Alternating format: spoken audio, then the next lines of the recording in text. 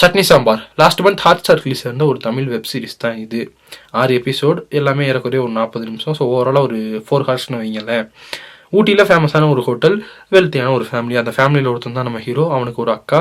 அவனோட அப்பா டெட் பெட்டில் இருக்கிறப்போ எனக்கு உங்கள் அம்மா கூட கல்யாணம் ஆகிறதுக்கு முன்னாடி வேற ஒரு பொண்ணு கூட பழக்கம் இருந்தது. அவன் மூலியமாக எனக்கு ஒரு பையன் இருக்காங்கிறது எனக்கு ரீசெண்டாக தான் தெரிய வந்தது.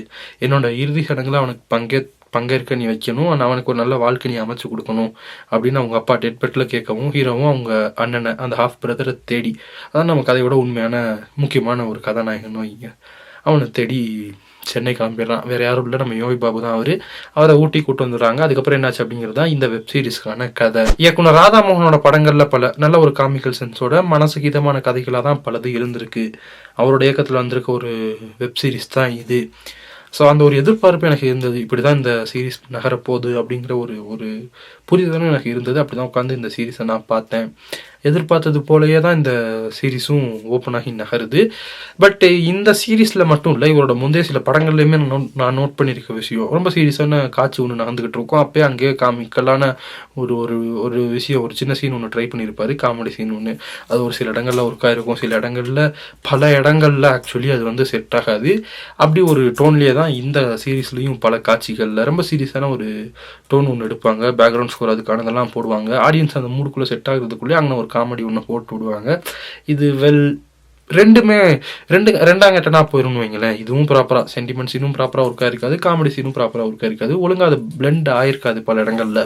அந்த ஒரு மிஸ்டேக் இந்த சீரீஸ்லையும் இருந்த மாதிரி எனக்கு பல இடங்களில் ஃபீல் ஆச்சு. யோகி பாபு இப்போ பல படங்களில் கதாநாயகனாக பண்ண ஆரம்பிச்சிட்டாரு. ஸோ அவர் காட்டாத ஒரு வேரியேஷன் ஆக்டிங்கில் பெருசாக எதுவும் இல்லை. இதுவரை பண்ணிடாத ஒரு கேரக்டர் ஒன்று பண்ணியிருக்காரு அப்படிங்கிற மாதிரிலாம் எதுவும் இல்லை.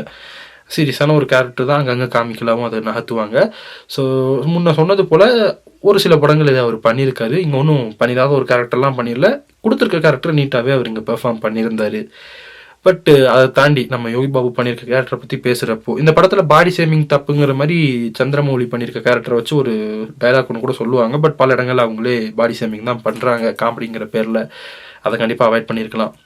அது இல்லாமல் இன்னொரு முக்கியமான விஷயம் நான் நோட் பண்ணது, யோகி பாபு தான் கடைக்கு குடிச்சிட்டு வர 2 பசங்களை குடிச்சிட்டு என் கடைக்கு வராதிங்கிறான்னு சொல்லியிருக்கேன்ற மாதிரி ஒரு சீன் ஒன்று, ஒரு டைலாக் ஒன்று எழுதியிருப்பாங்க. அங்கே ஆரம்பித்து த்ரூ அவுட் த சீரீஸ்லையுமே பல இடங்களில் குடிக்கிறது தப்புங்கிற மாதிரி அவர் போதிக்கிற மாதிரி டைலாக்ஸ் வைக்கப்பட்டிருக்கும் அவர் மூலயமா. ஆனால் ஆக்சுவலி அவருமே குடிச்சிட்டு தான் இருப்பார். இன்ஃபேக்ட் அந்த பசங்க சீன் சொன்னேன் இல்லையா, அதுக்கு கொஞ்சம் முன்னாடி சீன்லேயே பார்த்தீங்கன்னா தலைவன் தனியை போட்டு தான் இருப்பான். இது நார்மலைஸ் பண்ணுற மாதிரி ஒரு விஷயத்தை காமிச்சிருப்பாங்க. அதாவது உடல் வலிக்க உழைச்சா கண்டிப்பாக குடிக்கணுங்கிற இதை ஒரு நார்மலைஸ் பண்ண மாதிரி தெரிஞ்சது. அதை அவாய்ட் பண்ணியிருக்கலாம். அண்ட் குடிக்கிறது தப்புன்னு அவர் ரியலைஸ் பண்ணுறதுக்கு அப்புறமும் கூட த்ரூ அவுட் த ஃபிலிமில் பல இடங்களில் அவர் குடிக்கிற மாதிரி தொடர்ந்து காட்சி வச்சது. இதெல்லாம் இப்போது இன்னும் இதை அவங்க தப்புன்னு உணரலையா இயக்குனர்கள்? இவரெல்லாம் ரொம்ப காலமாக படம் பண்ணிக்கிட்டு இருக்க ஒரு இயக்குனர். ஐ திங்க் வெயிலில் ஆரம்பித்ததுன்னு நினைக்கிறேன் இவரோட ஜர்னி. ரொம்ப காலமாக படம் பண்ணிக்கிட்டு இருக்க ஒரு இயக்குனர் அப்படிங்கிறப்போ அந்த காலத்தில் சில காட்சிகள், இப்போ உதாரணத்துக்கு சொல்லணும்னா பழைய தமிழ் சினிமாவில் ரேப் சீன்லாம் ரொம்ப சகஜமாக இருக்கும். அப்புறம் ஒரு பாயிண்ட்டுக்கு அப்புறம் அது இருக்கக்கூடாதுங்கிற மாதிரி சென்சார் போர்டு சொன்னதான் நான் கேள்விப்பட்டேன். பெருசாக நம்ம அதுக்கப்புறம் தமிழ் சினிமாவில் எங்கேயும் அந்த மாதிரி காட்சிகள்லாம் பார்த்துருக்க மாட்டோம். அண்ட் இது இப்போவுமே பழைய சில தமிழ் படங்கள்லாம் பார்க்குறப்போ அவங்க பண்ணுற காமெடி எதுவும் சில காமெடிகள் நமக்கு இரிட்டேட் தான் ஆகும். இதெல்லாம் காமெடின்னு பண்ணுறாங்க, இது தப்பான ஒரு விஷயம் அப்படிங்கிற மாதிரி. அந்த மாதிரி அப்போது ஒரு படம் அப்படின்னு எடுக்கிறப்போ அதுக்கு அந்த ஸ்க்ரீன் பிளேக்காக ஒரு காட்சி அமைக்கிறப்போ ஹீரோ குரூப் ஆஃப் ஃப்ரெண்ட்ஸோட தண்ணி அடிக்கிறான், தம் அடிக்கிறான் அப்படிங்கிற மாதிரி எழுதுறது சகஜமாக இருந்தது.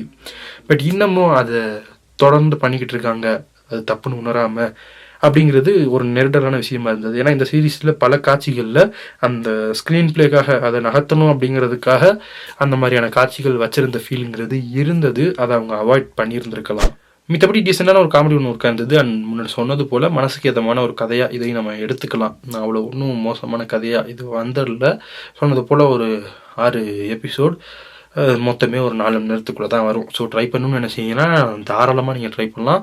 சீரிஸ் இப்போது ஹாட்ஸ்டாரில், அது ஹாட்ஸ்டார் ஒரிஜினல் சீரிஸ் தான், தமிழ் உட்பட இன்னும் பல மொழிகள்லேயே அவைலபிளாக இருக்குது. ட்ரை பண்ணணும்னு நினச்சிங்கன்னா ட்ரை பண்ணுங்கள். பார்த்துட்டு இந்த சீரிஸ் உங்களுக்கு தாட்ஸ் மறக்காமல் கமெண்ட் செக்ஷனில் லீவ் பண்ணுங்கள். நாளைக்கு உங்களை அடுத்த வீடியோவில் சந்திக்கிறேன்.